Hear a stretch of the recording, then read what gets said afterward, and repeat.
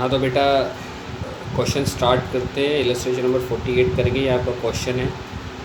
Opening inventory आपको 20,000 का दे रखा है, क्लोजिंग इन्वेंट्री 22,000 का दे रखा है, परचेज आपको 80,000 का दे रखा है, वेजेस 9,000 की दे रखी है, कैरेज आउटवर्ड 20,000 का दे रखा है, रिटर्न आउटवर्ड 1,000 का दे रखा है, रेवेन्यू फ्रॉम ऑपरेशन 80,000 का दे रखा है, कैरेज इनवर्ड 4,000 का और रेंट 5,000 का। तो बेटा एक चीज़ आपको बता दूँ, कैरेज आउटवर्ड, रेंट और आपका रेवेन्यू फ्रॉम ऑपरेशंस इसमें काम नहीं आएगा, ये रिलेवेंट इन्फॉर्मेशन है। ठीक है, चलो क्वेश्चंस करते हैं।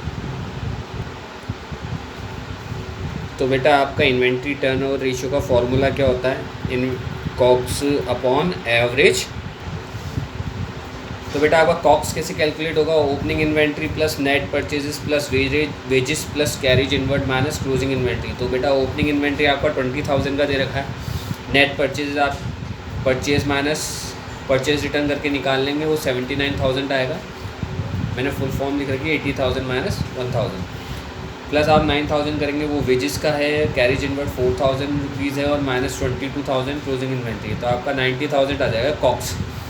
एवरेज इन्वेंट्री आप कैलकुलेट करोगे opening inventory plus closing inventory divide by 2 करके। तो बेटा ओपनिंग इन्वेंट्री आपका कितना था? 20,000 और क्लोजिंग इन्वेंट्री कितना था? 22,000।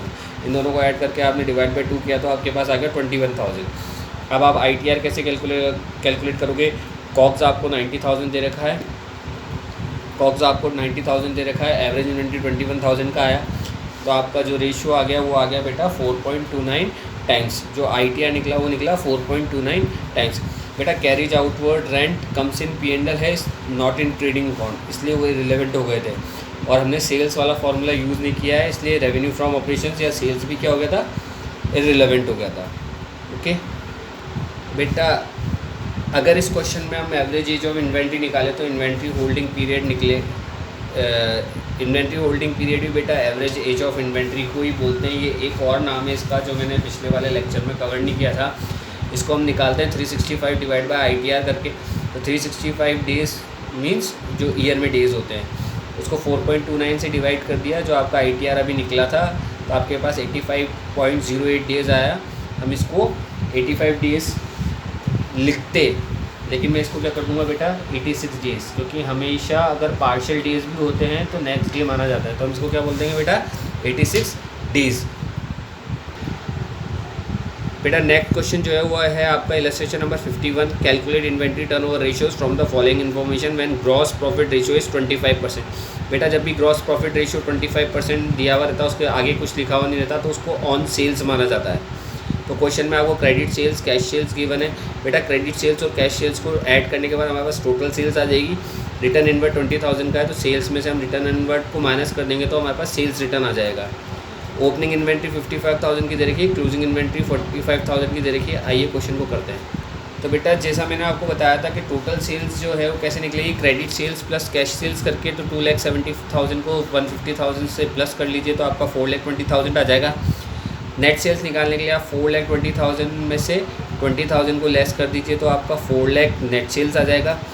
कॉक्स आप कैसे निकाल लेंगे?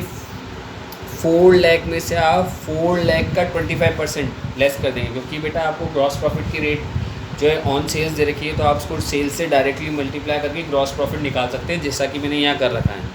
4 लाख को मल्टीप्लाई कर रखा है ग्रॉस प्रॉफिट की रेट से, तो मेरे पास क्या आ गया? ग्रॉस प्रॉफिट आ गया। तो मैंने कॉक्स में से सेल्स में से मैंने आपका ग्रॉस प्रॉफिट हटा दिया, तो मेरे पास कॉक्स रह गया 3 लाख का। एवरेज इन्वेंट्री आप निकालोगे opening plus closing inventory divide by 2 करके, तो क्वेश्चन में गिवन है ITR निकल जाएगा।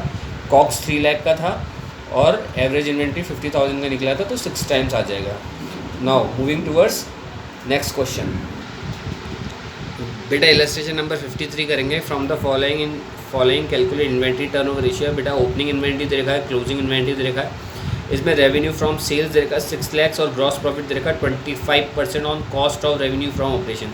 बेटा इसमें इंपॉर्टेंट यही है कि ये 25% ऑन कॉस्ट दे रखा है, इसको 25% ऑन सेल्स कैसे करेंगे? क्योंकि बेटा एक फार्मूला होता है कॉस्ट ऑफ गुड्स सोल्ड का, कि रेवेन्यू मींस सेल्स में से हम क्या करेंगे? ग्रॉस प्रॉफिट को लेस करेंगे तो कॉस्ट आएगा, लेकिन ग्रॉस प्रॉफिट 25% ऑन कॉस्ट दे रखा है, इसलिए हम सेल्स से मल्टीप्लाई करके ग्रॉस प्रॉफिट को नहीं निकाल सकते।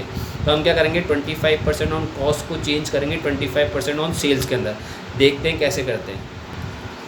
बेटा तो आपको सेल्स जो दे रखा है वो 6 लाख रुपीज़ का दे रखा है और जीपी दे रखा है 25% ऑन कॉस्ट। तो 25% ऑन कॉस्ट को हमको ऑन सेल्स में चेंज करना है, तो क्या करेंगे हम 25/100 ऑन कॉस्ट लिखेंगे, तो ये बेटा हमारे पास आएगा 1/4 ऑन कॉस्ट। बेटा इसकी एक शॉर्ट ट्रिक होती है। क्या ट्रिक होती है कि आप एक ऐसी टेबल बना लो ऑन कॉस्ट और ऑन सेल्स वाली, 1/2 डिनोमिनेटर में 1 ऐड किया तो आया हमारे पास 1/3। इसी तरीके से 1/3 के अंदर 1 डिनोमिनेटर में 1 ऐड किया तो 1/4। इसी तरीके से टेबल बनी हुई है। तो बेटा अभी हमारे पास क्या था 1/4 ऑन कॉस्ट, तो हमने क्या करा 1/4 ऑन कॉस्ट से तो क्या हो जाएगा 1/5 ऑन सेल्स, तो ये हो गया 1/5 on sales.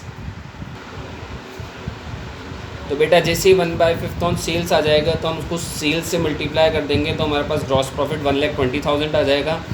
Cost of goods sold कैसे निकलेगा, सेल्स में से जीपी माइनस कर दीजिए, सेल्स 6 लाख का है, जीपी 1,20,000 का, तो 4,80,000 आ जाएगा।